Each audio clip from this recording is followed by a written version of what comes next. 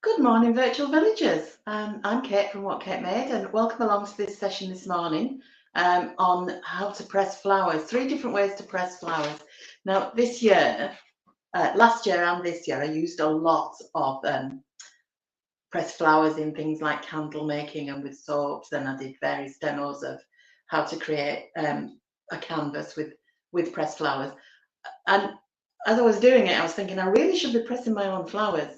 So over the winter, I've had a quick sort of self-taught tutorial on how to press flowers. So I thought I'd share that with you because we're just coming to the time now where there's lots of flowers are starting to flower. So this is like the best season for your pressed flowers to start.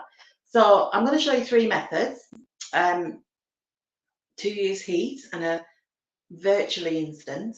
And the last one is the traditional method of pressing flowers as you would in a big heavy book, but it's updated a little bit.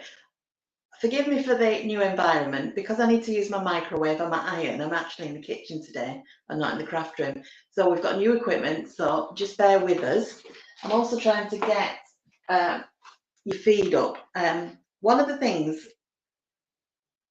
I did this morning, I had to get up and go and collect the flowers. Now, I'm going to talk about the flowers first. The best time to pick them is about 11 o'clock in the morning. So I've actually had to pick mine a bit earlier because obviously I'm on here 11 o'clock in the morning. You want it to be when it's been dry. So when the dew's dried off them, so 11 o'clock's about right. If it's rained overnight, then it's going to make it difficult, or if it's actually raining. So your best day is a nice day like today where it's dry and it's breezy, and you pick them about 11 o'clock in the morning and pick the freshest ones you can. You want them fully open, but you want them to be just open so that you're getting the best colour and the best presentation, because after a few days flowers in your garden will start to get rain spotted and marked, so it's a good idea to pick the youngest flowers you can find. Now, as to where you get your flowers, that's why I'm standing here with my tablet in my hands, hoping I can show you where I've been this morning. It's not going to work because it's not on this tablet. Oh yeah, there we go. So I'm very lucky in where I live. I live in a little village called Elswick, which is just off the Fylde coast. So it's about 5 to 10 miles from Blackpool. It's a beautiful village and it has a very active in bloom group. So they look after all the village flower beds. And 2 years ago, we put in a village pond. Now, this is where I've been this morning, snaffling wildflowers. Don't tell anybody. The whole world knows now. So what I'm trying to find, this, I don't know whether you can see this. This is a picture I took this morning of our village green and pond. And I can get a bit closer to the pond. So that's the pond. Now, the village green has the bit round, the pond's in the middle, and the bit round the pond is mown, but the bit beyond the pond, beyond the pathways, you can see better on this one. Here, it's been left to grow wild. And it's beautiful. This year, it's really come into its own at the moment. It's full of oxeye daisies and buttercups, and it's quite seasonal. So the flowers in it change. So the ones I pressed last week aren't there now. So I just thought I'd show you those pictures so that you can see where I've been foraging this morning. I'm now going to try and get my feed up. So right, so I'm going to introduce you to my flowers. So bear with me with the camera angles. Right, this is my wildflowers that I picked today. So in here I've got, that's an oxeye daisy. This is red campion. This is bird's foot trefoil, which looks like a little tiny, I'm not really sure, it looks like a little bird's head. I think that's why it's called that. Buttercup there as well. And some clover. The clover's just coming in. And there is one tiny piece of forget-me-not, and it must be the very, very end of that season. I can't even find it now. There it is. Now, I'm going to try. Oh, so I've also got dandelion in there. And I've got some grasses and some leaves. The best flowers for pressing are flat ones. bulky ones, I'm not sure about the dandelion and about the clover, because the thicker they are, the more moisture they have in them, and it's harder to get them completely dry. So those are wildflowers. Please be careful when you're picking wildflowers. Go for the common ones, the ones that we would describe as weeds. Don't pick anything, don't end up picking any rare orchids or anything. Right, the second source is your garden. Now, typical of me, my garden hasn't got much in it at the moment. It's just starting to, one thing, spring things have just gone and there's some things are just starting. So, I don't know what that is beeping. I think that might be my dishwasher finishing. I've got a rose. If you're doing roses, these are quite a flat one. A flat one like this will work. Dog roses are excellent. But a big bulky rose, a proper, tea rose, you'd have to take the petals apart and press them and then reconstruct it. And that to me is just a bit of a faff. So those are, this is a dianthus, like a little single carnation. I think they're sometimes called border pinks. I've got a geum, little red flat flower. I've got some geraniums, very few geraniums yet. Another nice flat flower. I wanted this because it's really vibrant colour, and it's interesting to see how the colour changes when you press them. What else have I got? Some snapdragons, and this is an astrantia. This is growing in my garden. I'll show you one that I pressed last night. I don't think you can see that very well. And it comes out quite an interesting shape. The last one I've got is Welsh poppy. Orange ones grow in my garden, but they come in yellow as well. So the third source of flowers is a bunch from the florist, and I've got these in the in the house, and I thought I'll try them. I'm not sure how they work. They do last a lot longer. They're bred to be long lasting. So whereas the flowers I've picked, the wildflowers, will be wilted by the end of the day. These have been in the house for 5 days now, and they're still great. So that one is a single chrysanthemum, so it's quite flat, although it has quite a bulky centre, and that is Alstroemeria, and it's like a lily, and I'm not sure what shape it'll press into. Might have to lay it flat like that, but it's got a really vibrant colour, so that's a good one to show you how colour changes as well. So those are the flowers. So equipment. So I'm going to show you 3 methods. The first one is the traditional book method, where you just put it between the pages of a book and press it. A couple of disadvantages of that is the colour comes out the flowers when they're pressing, so you don't want it in a book that you don't want to ruin, or you put lots of layers in between. The second method is a microwave press. This is my new toy. It's there's two plastic outer bits, an elastic band to hold it together, and then inside it has 2 thick pieces of wool felt, and you press your flowers between these. This is just good quality cotton sheets. You can see I've already used these. It doesn't matter about the staining, and you can wash them, but you don't wash the felt. The felt has to be kept dry. And basically what you do is you sandwich everything together, bind it with the rubber band, and then you microwave it, and you do it in blasts and let it dry in between. Now the results from this I was so impressed with. When I've pressed flowers in the past, I've done them in the book method, and they quite often fade or go mouldy. These were done 2 weeks ago. Oops, they're all dropping out now. I've lost my leaf. So that was a dog rose. Oops, can you see it? It's lost a bit of its colour. It had more pink. That's the buttercup. That was an aquilegia, purple aquilegia. I also did some cow parsley, and there's another buttercup there and a buttercup leaf. These I'm so impressed with that, the results with that, and it takes about 3 minutes in the microwave. You do it in blasts. Now, the third method we're going to use today is we're going to press it with an iron. Now, if you desperately want some pressed flowers, pressing it with an iron, it's probably the quickest method, but it isn't awfully good.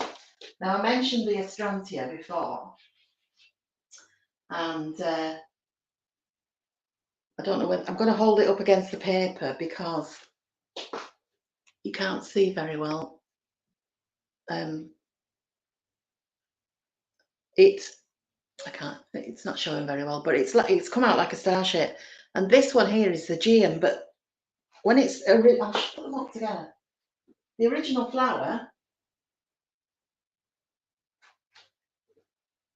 was that colour, and this, I go the wrong way with this camera. That's the pressed version, so it's lost a lot of its vibrancy. Whereas I think if I'd done this in the microwave, which I'll show you now, it would have come out a lot more vibrant. So those are the three methods. So one requires specialist equipment, the other two don't. Now, a quick word about paper. You need blotting paper is the best. I don't have any blotting paper, so I'm using, this is like watercolour paper, and it's quite absorbent because it's for watercolours. So I'm using that because I had it in. Now, I'm going to start with the book method. This is my book. This is this is a vintage cookery book. I'm going to turn the camera so you can see what my hands are doing. The other thing, you can get a flower press, which works in exactly the same way. You can very easily make a flower press. It's 2 pieces of wood and some method of tightening it. So if you had a piece of wood with 4 bolts in each corner and your other piece of wood sit on the top and you just have something you can screw down. Very easy to make. I asked my husband to make me one. He hasn't made me one. I know.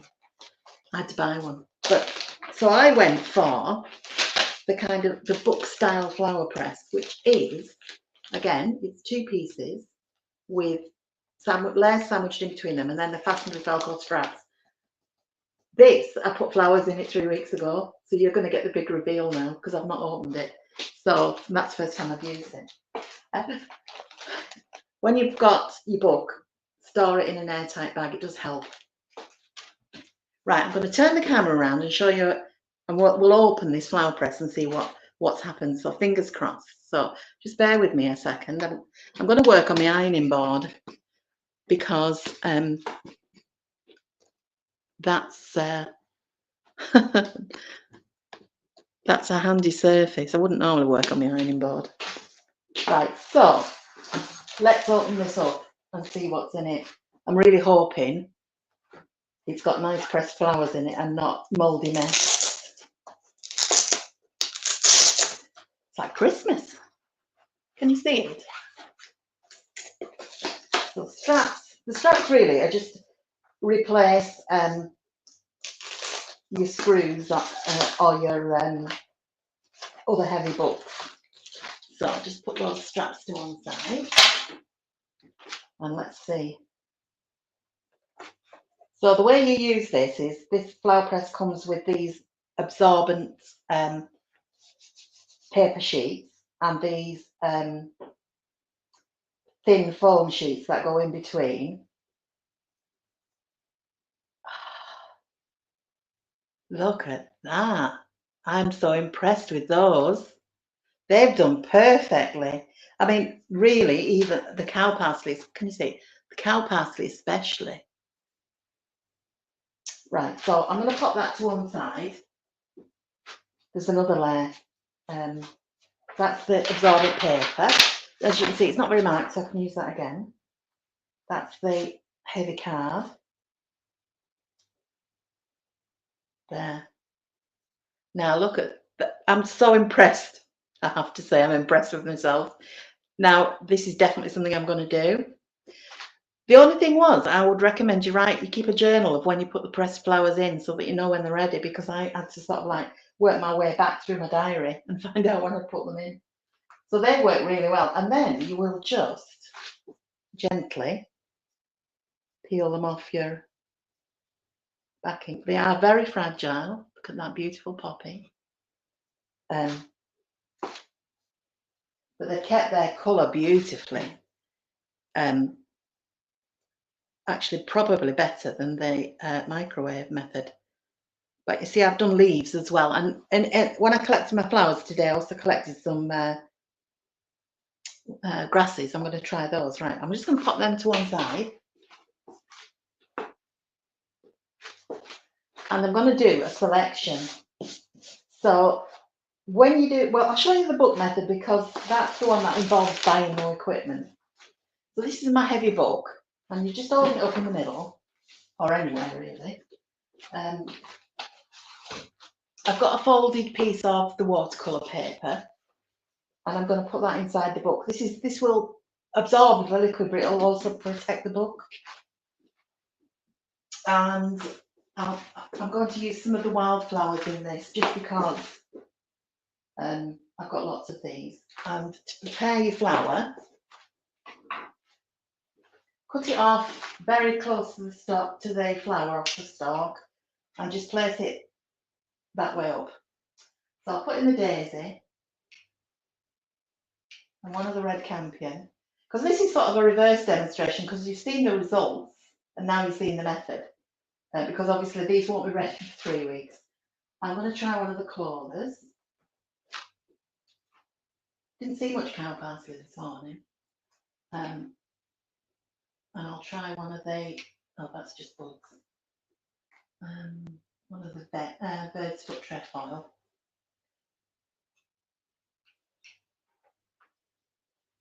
And a buttercup.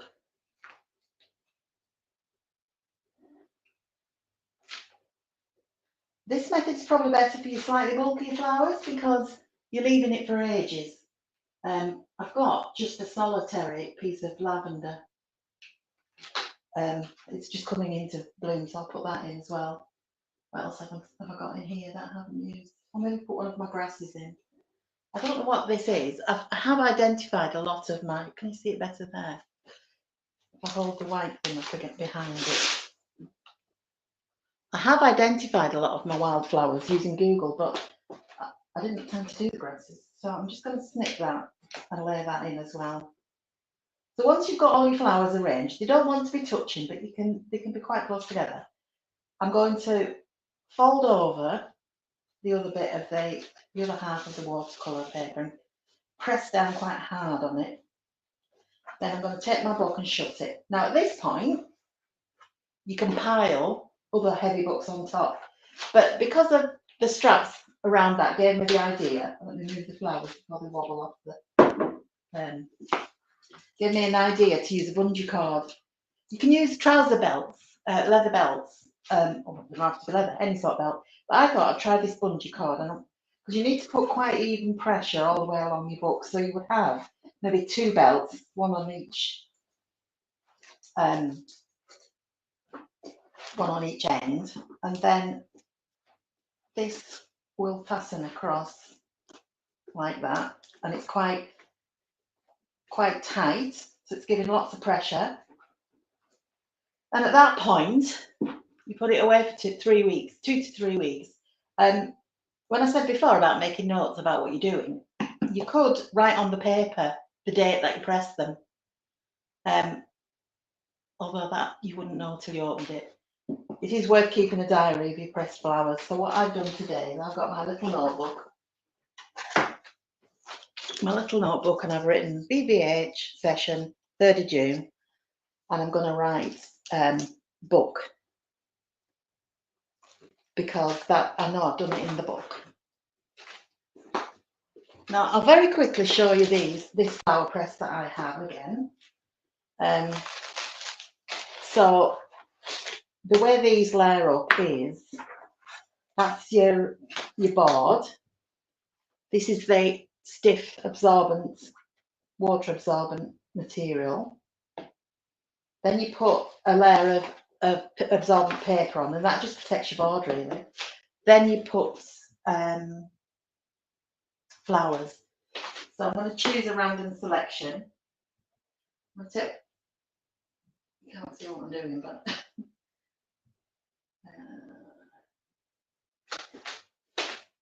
I'm going to put one of the geraniums.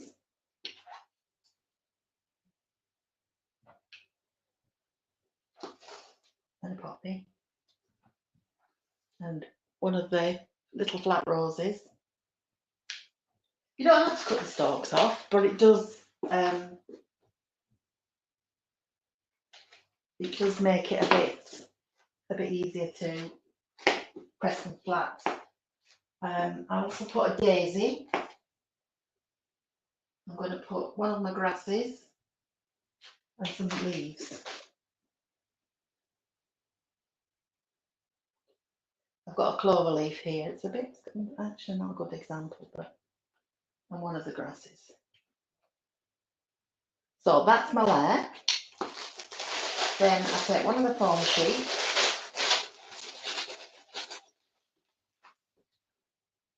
and then the other board, and that's my sandwich. Now, the advantage of this flower press is it comes with lots of boards, lots of paper, lots of foam sheets, so you can fill it full of flowers. You can put about 5 or 10 layers in. I'm not going to do that just now. I may do some, fill it up later. Put your other board on the top, and then you just take our straps, our Velcro straps, and you would fasten them around and pull it tight. I won't do that just now because you still may do the bungee cord.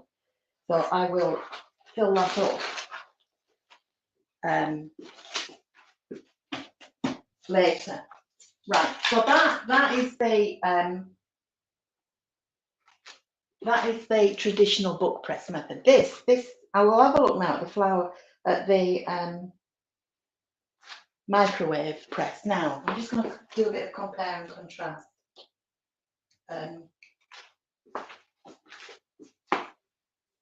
So don't know whether you can see that. I'll put it back on that sheet. This blue one here is the same as the blue one I did in the microwave. There is very little difference, is there? The colours, but this you could do, if you were desperate for flowers, you can do this in 3 minutes, whereas that has obviously taken 3 weeks. So they produce very similar results, it's just the time frame that's different. Now, this one, I'm ending up with bits all over my ironing board. I'm going to go back to my wildflowers, and this one, it didn't cost me, I can't remember exactly, but it wasn't more than £10. And obviously, once you've got it, you can do multiple sessions with it. So, as I said, you start. It's a similar layering method, but it allows the moisture to escape when it's heated. So it's the plastic outside, and then this is like a thick wool felt there. And instead of paper, because it might burn, we're putting cloth in. So I'm going to do these daisies. I can do a few on this one because you can only do one layer, but you do it quite quickly. So a couple of these little red campions. Just be careful when you're placing them that you've not folded petals under, because that will spoil the look of it. Buttercup. So I'm trying to splay out my petals. Now, I'm going to try the dandelion because that is quite a thick flower, so it may take a little longer to dry. I've also got some nice leaves. I've got this nice red one. So I'm going to just cut a little bit. I'm going to do that in bits. I'll just do one bit of it. And I've got some green leaves as well. Because if you're going to use them to, for instance, make a flower picture, which we did with the virtual village hall I think it was in March, it might have been April, but I'm sure they can find it and show you back, or I can put it on my page afterwards. Now I'm trying to do one of everything so we can see how the results are different. Right, so I've filled up my press with flowers. You then put your next layer of cotton, then your next layer of felt, and at this point you can give it a press. Put the top plastic layer on, and then you put the band around it. Now you cook it in the microwave on full power for 30 seconds, and then you take it, open it up and let the steam out, and you just keep doing that until they're completely dry. You just have to be very careful. You don't need to open up the cotton layers, you just need to let the felt release its moisture. So while that's doing, I'm going to keep it on 30 seconds. I'm going to show you the iron method. So I shall just pop this in the microwave for 30 seconds. Bear with me.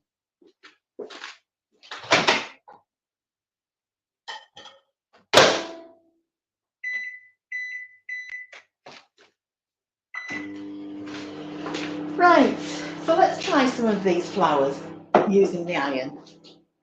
As I said, this is a fairly new method to me.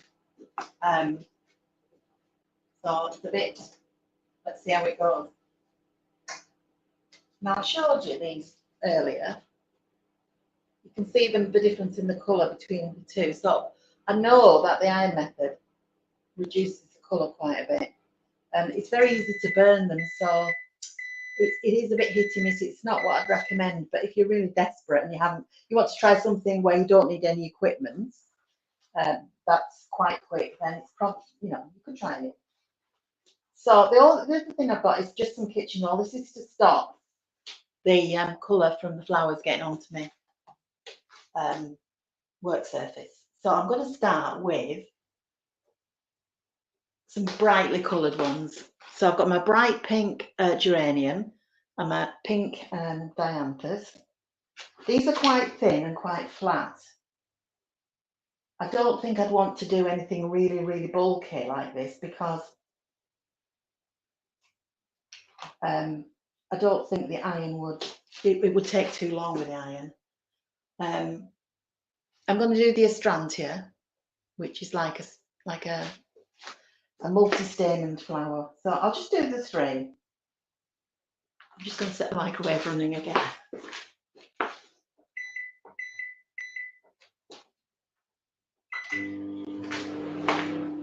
I'm going to place them on my, actually, I'm going to do that. I'm going to put them on the watercolour paper, on some pompies, put these on top. So give it a press with your hands first. Now the iron is on moisture free on its lowest setting. I'm going to have to move away from you a little bit because I've run out of plugs today. So the iron's plugged in way over there. You just press it for about 10 seconds. Now that to me doesn't feel very warm. So I'm going to turn it up a bit. My iron's quite cool. I do find I need it on the top setting. Right. Now, this is the microwave one. It's got quite hot. I don't want it high in there. That's gone off, I think. Just bear with me a second. If I switch it off. I may have just pulled it out there. Do you know, I think my iron's broken. My husband's been using it this morning as well. Right, we might have to not iron it.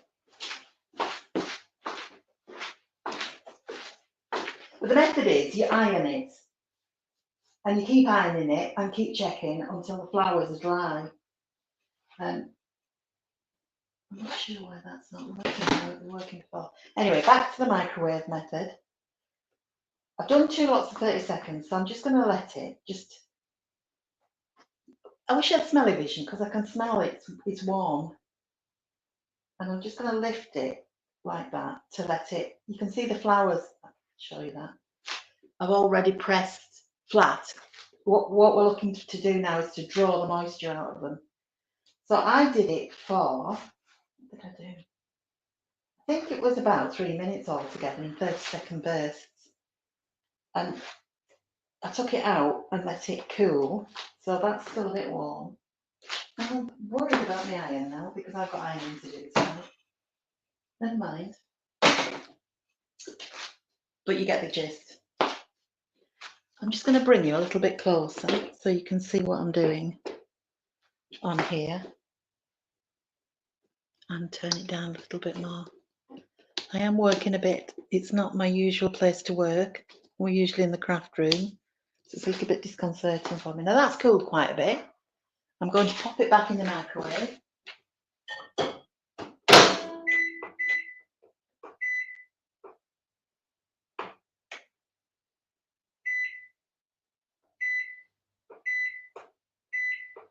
Nice. So, what will you do with your dried flowers? As I said before, I use quite a lot of dried flowers in various different things. I use them for, I've been doing a soap making session this weekend, and clear soaps particularly, it's melt and pour soap, I'm not making it from scratch. Clear soaps particularly lend themselves really well to putting the dried flowers in them.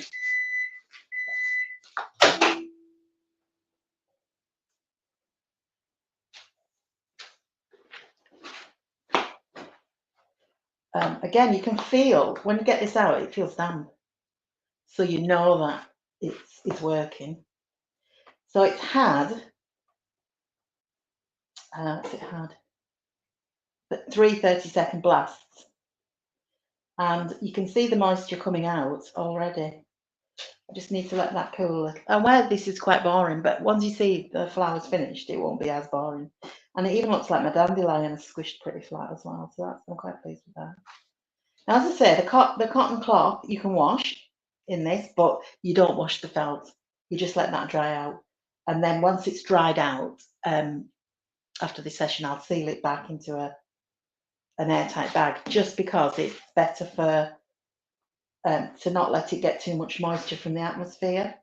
I'm going to turn it over because it's quite hot on the bottom. The elastic holds it quite tightly, so I'm going to give it another 30 seconds.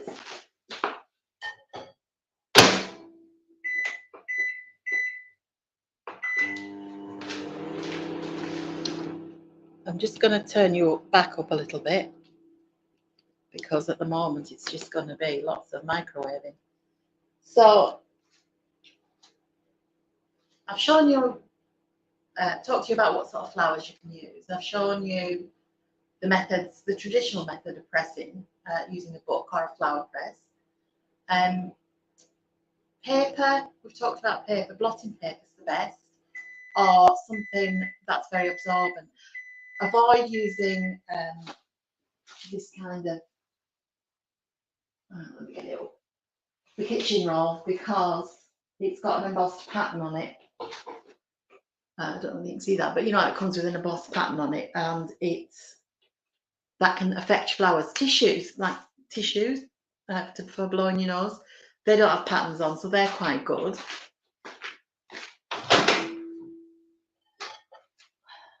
So that was 30 seconds number 4. So we should be getting there now. I'm just going to let that cool again. Actually, I'm going to turn you down again, because at this point I think I'm going to check the actual flowers and see how I'm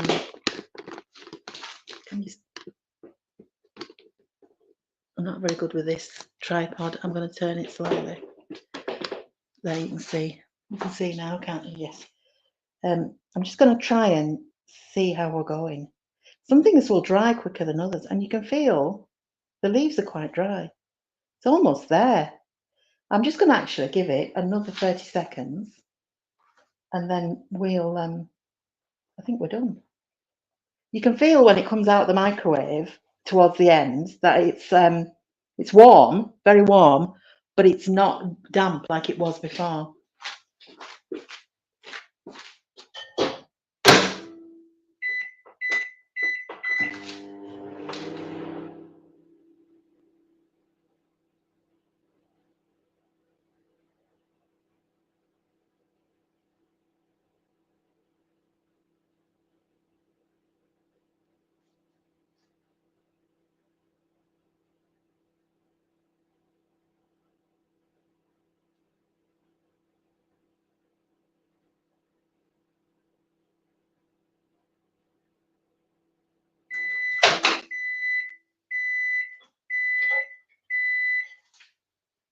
Now, that doesn't feel damp at all. So I think they're ready. I'm going to unstack all my layers.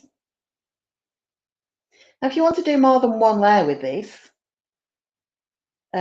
you would have put another layer of cotton and you would have sandwiched more flowers between another layer of cotton, but not directly on top of this one because they might leak through. So you would put all your flowers between 2 layers of cotton, stack them up, and then pop your felt on the top.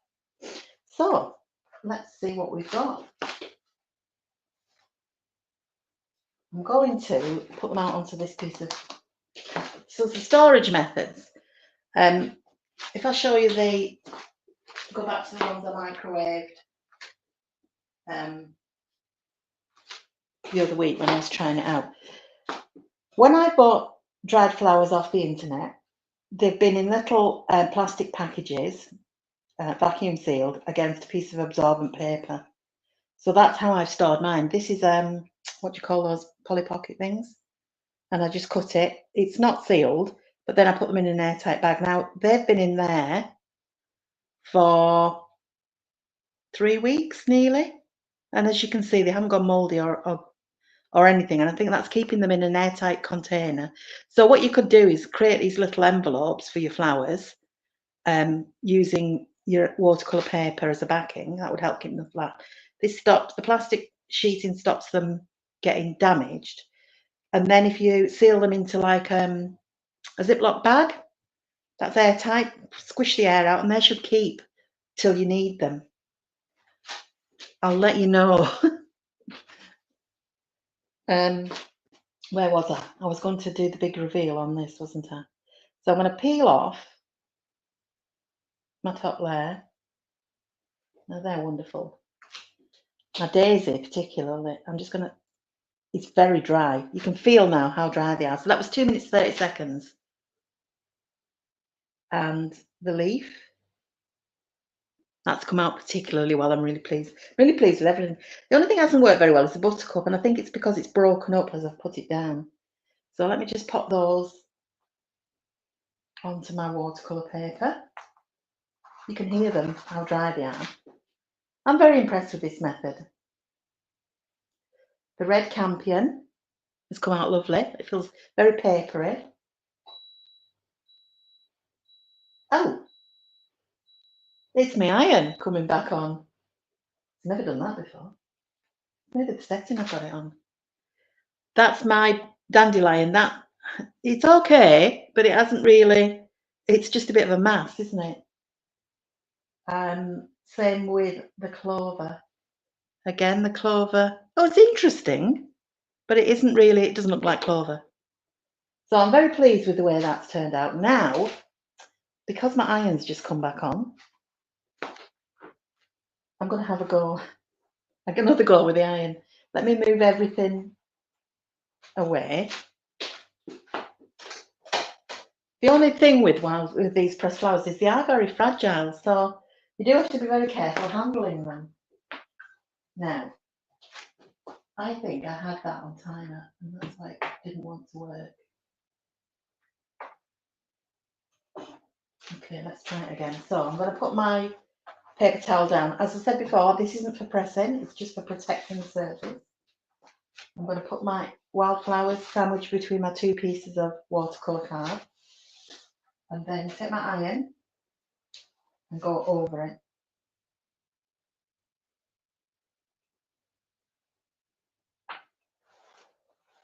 It's still not hot. Why is it not hot?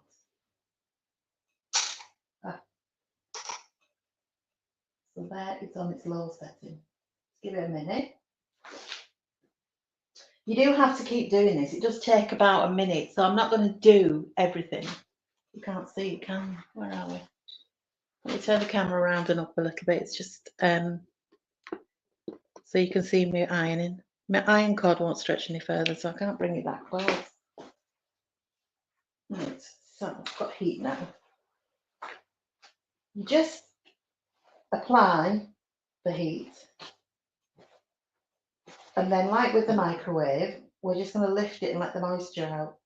You can see it's already see the results are not as good. But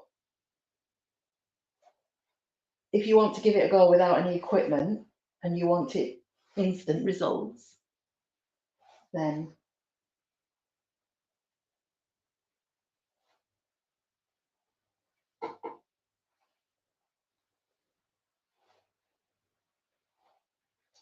let's have a look at that. See, it's nowhere near as good. That's come apart for a start. That was the Dianthus, and that came out really well out of the microwave. So although you can get a result in this, it's not the best method. They're easy to burn and they do lose their colour. So those are your 3 methods of pressing flowers. Now, we can tell from the demonstration, I'm just going to move you away from the window so you can actually see my face, that the iron method, we wouldn't use the iron method, I don't think. I just wanted to try it and see how it compared to the other 2. But the other 2, I think the only difference is time. Obviously, the book method takes quite a lot longer, 3 weeks instead of 3 minutes. But it's free. You don't have to buy any equipment. You can make your own flower press or just find a heavy book and tie a cord around it or a belt or something just to keep it, even just another pile of books on top. The microwave flower press, there's an outlay there in money, and it's got equally impressive results, but you do have to, but it's quick. If you suddenly decided you wanted to do something, and use flowers straight away when you had nothing, you could use it.